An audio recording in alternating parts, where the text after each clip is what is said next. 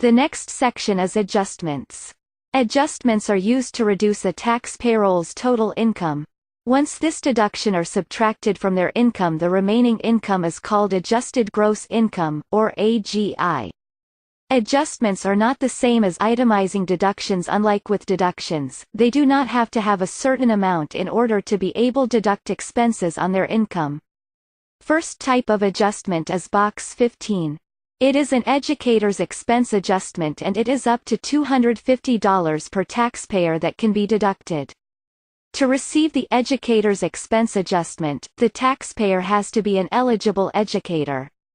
This is teacher, instructor, counselor, principal or teacher's aide who work at least 900 hours a school year in a kindergarten to a grade 12 school. They can deduct up to $250 of unreimbursed expenses they incurred. This expenses include books, supplies, computer or other equipment and any supplementary material that they use in the classroom.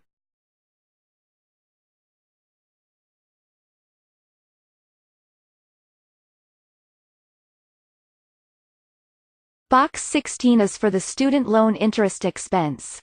To be able to deduct the student loan, they have to be legally obligated to pay the interest and their modified adjusted gross income must be below the income ranges set for their tax year.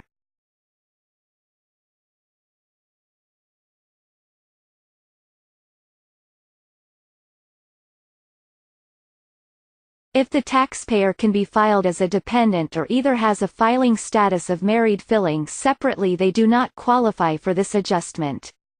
The taxpayer student loan interest will normally be reported on a Form 1098-E.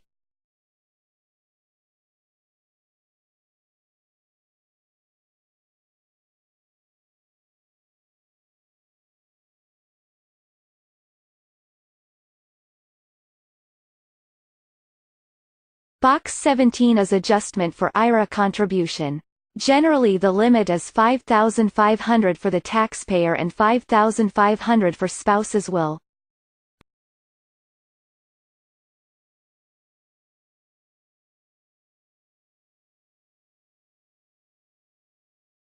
The limit increased to $6,500.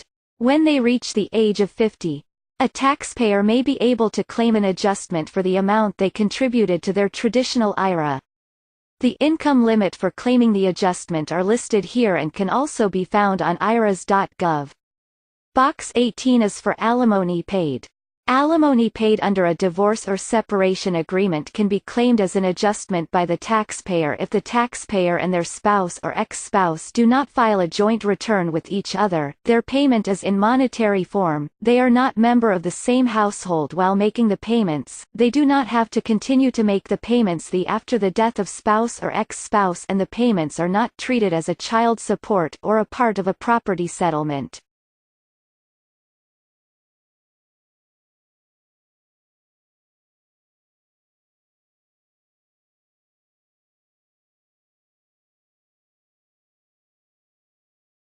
Box 19 is for tuition and fees deduction.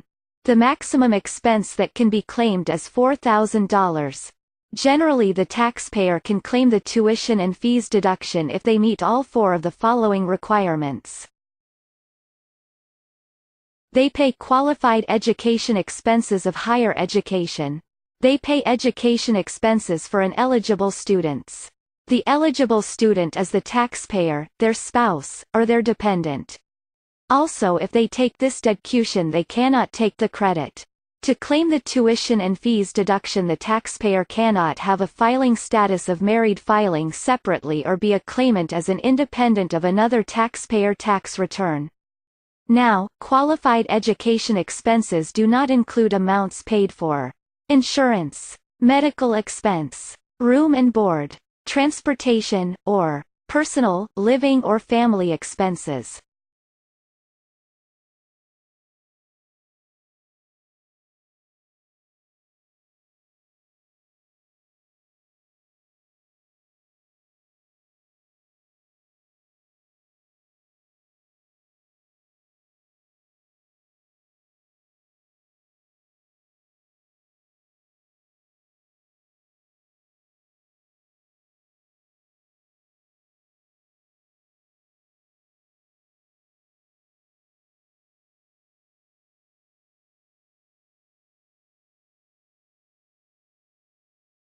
The next section is for itemizing deductions.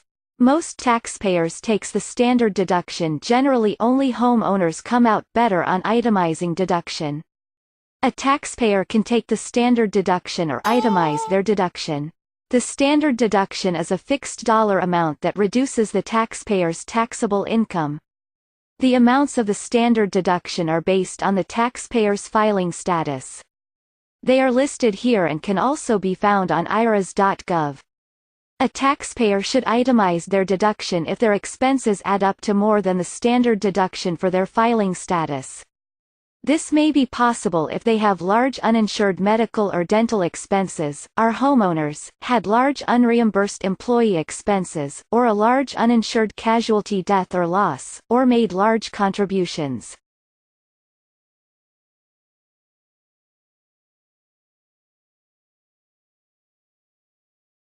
Box A is for medical expenses. A taxpayer can deduct the amount of medical expenses that exceed 10% of their AGI or 7.5%, if they are 65 or older. An example would be a taxpayer whose AGI is $25,000, so they can itemize any medical expenses over $2,500. If they have a total of $5,000 of medical expenses, then they can only write off $2,500. Some things that can be included in medical expenses is, any cash payments made towards fees of any kind, made to medical practitioners. Any payments for hospital or nursing home services, payments for rehab, payments for weight loss program, if they have a specific disease diagnosed by a physician. That does include obesity, but that does not include the cause of the diet foods, or gym membership. Any drugs that require prescription, payment for medical things, such as false teeth, eyeglasses and contacts, hearing aids, crutches, wheelchairs, oxygen machines, that can write off payments from transportation, primarily for, and essential to medical care, or their mileage, unless they can deduct insurance premium, that they paid off out their pocket for medical and/or dental expenses. Some things that cannot be included in medical expenses is in funeral or burial expenses, over-the-counter medicines, cosmetic surgeries, or any nicotine gum or patches, which do not require a prescription. Now, if a taxpayer is self-employed, they do not have to itemize their health insurance premiums, they can add them as an expense for their Schedule 8.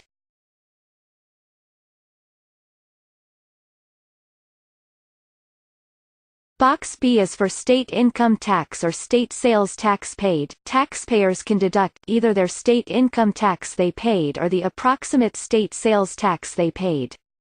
The state income tax they paid can be found in Box 17 on their W-2. The approximate sales tax they paid can be calculated when filling out the Schedule 8. This number is calculated based on their local sales tax, their income, and the number of exemptions they are claiming.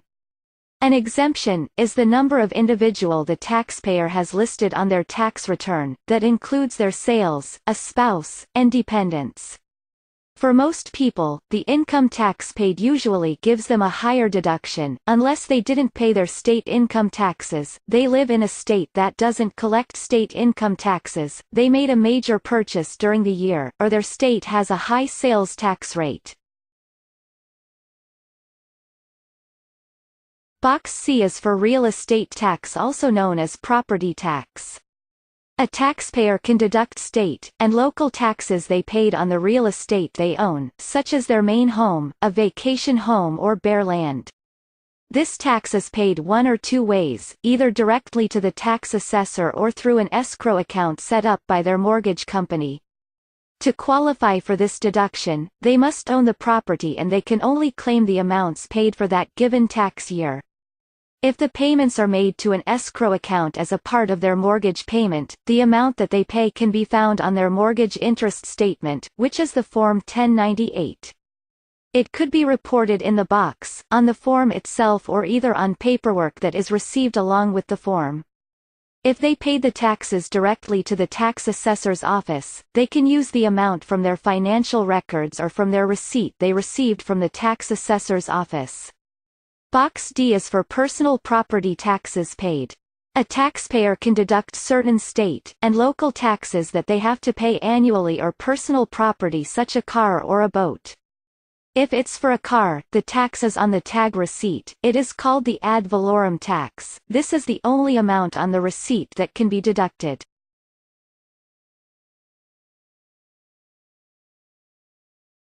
Box E is for mortgage interest paid. Mortgage interest is reported on a Form 1098. In most cases, a taxpayer can deduct all of their home mortgage interest they paid during the tax year. The only time they are unable to deduct the entire amount is if it doesn't fit into the three categories listed here.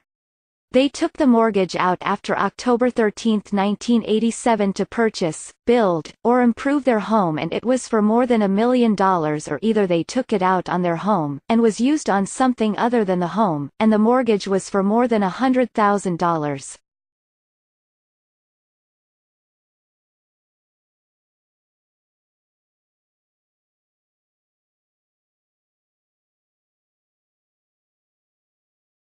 Box F is for charitable contributions, gifted to charity. If the taxpayer made a non-cash contributions over $500, please check the box. In order for a charitable contribution to be deductible, it must be made to qualified organizations. Payments to individuals are never deductible. The taxpayer should have a record of the contribution to the organization normally. If they say the contribution is $250 or more, you must obtain the written acknowledgement that they received from the organization, such as the individual tax statement issued by the charity at the end of the year. If it is a non-cash contribution, such as donations to Goodwill, they normally give out those statements and you can deduct the fair market value of the item that is listed on the statement.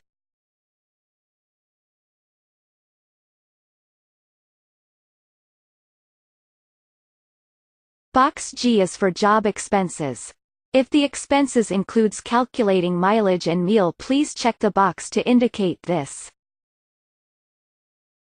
To deduct unreimbursed job expenses, there must be more than 2% of taxpayers' AGI. The expenses must have been required for them to carry out their job for which they hired and common in their line of work. Possible expenses could be licenses, union dues, education related to work, uniform or use of the home office that is exclusively for work. Now, community expenses to get to and from work are not a deductible expense, but if they do need to use their vehicle for work-related activities such as meetings, conferences, trade shows or other travel, they may be able to deduct the actual expenses required for the trip, or use the IRS standard mileage deduction. Box H are for other miscellaneous deductions. To be able to claim miscellaneous deductions, the taxpayer expenses must have total more than 2% of their adjusted gross income.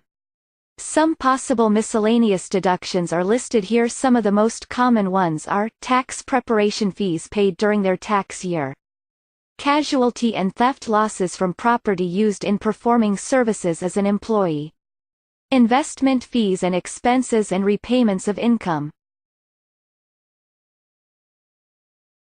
The software will calculate whether to itemize deductions or to use the standard deduction, depending on which gives you the larger deduction.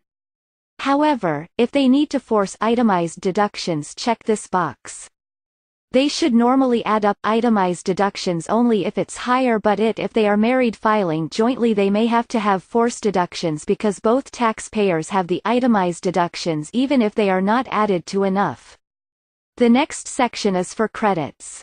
27 is education credits. Box A is the American Opportunity Credit. The taxpayer can claim this credit if they pay qualified education expenses for higher education. These expenses is eligible for student. The eligible student is the taxpayer, their spouse, or dependent that claim an exemption on your tax return and the expenses they incurred during the first 4 years in college. Now, they cannot deduct personal expenses, or family expenses such as room and board. The maximum expense that they can claim is $4,000. If they take opportunity of the American credit for the student, they cannot take any other education credit or a deduction.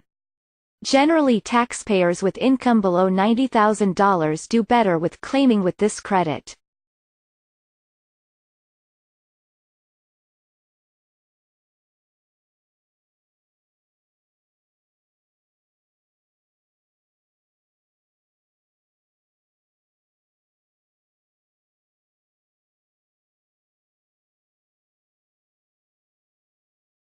Box B is the lifetime learning credit. For each qualified student, only of the education credits can be taken per year, therefore if they had multiple students then they claim a credit for each students. The American Opportunity Credit is a refundable credit. Taxpayer can claim up to $4,000 to qualify on education expenses, and the maximum refundable amount of this credit is $2,000.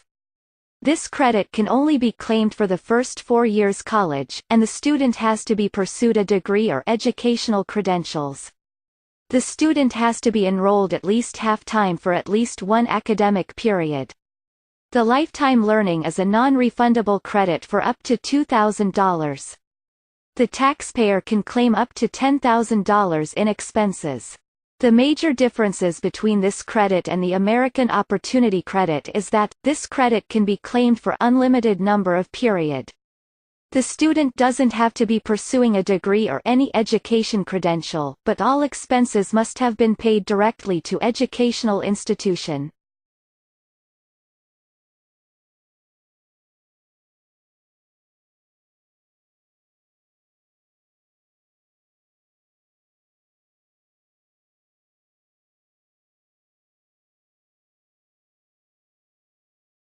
The next credit is the Retirement Savings Credit, is found on the W-2 of Box 12, it was coded letter D or E. This credit is also called the Saver's Credit. The non-refundable credit, and it is for low and moderate income taxpayers, who are saving for retirement. The maximum amount that can be claimed for the credit is the first $2,000 that they're contributing to their retirement plan. The taxpayer will receive credit from either 50, 20, or 10% of that amount depending on their income. The income limits are listed here and can also be found on irs.gov. To claim this credit, the taxpayer has to be at least 18 years old and cannot be a full-time student or be claimed as a dependent on someone else's tax return. The next section is for the other taxes. Box 31 is for taxpayers who have repaid first-time homebuyer credit. Taxpayers who took the first-time home buyer credit in 2008, which was actually an interest-free loan, and repaying in 2010. The payments are made in equal parts over 15 years. If they took the whole amount of the credit of $7,500, they repay $500 per year. If they took the less than $7,500, multiply the amount they took in the credit times 6.66%. Enter in $500 or the amount you figure into the box on the estimate screen. In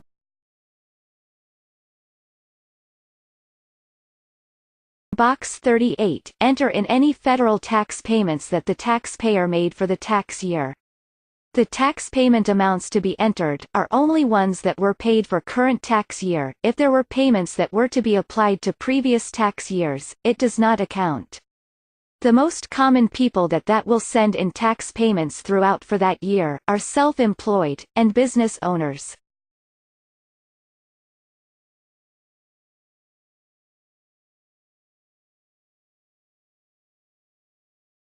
The next section is the state income tax section. First, enter in the client's residence state. If they weren't in the state that they are not living, enter in a non-resident state. You can enter multiple states.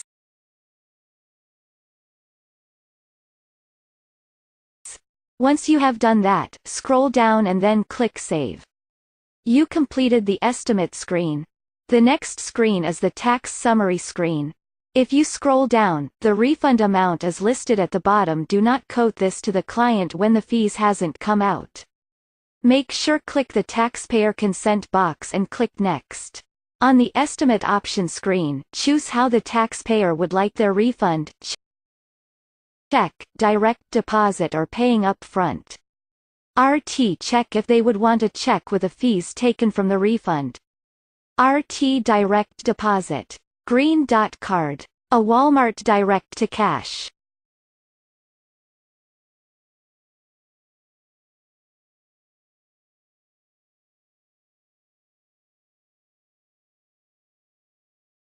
This shows the refund from the previous screen, the fees.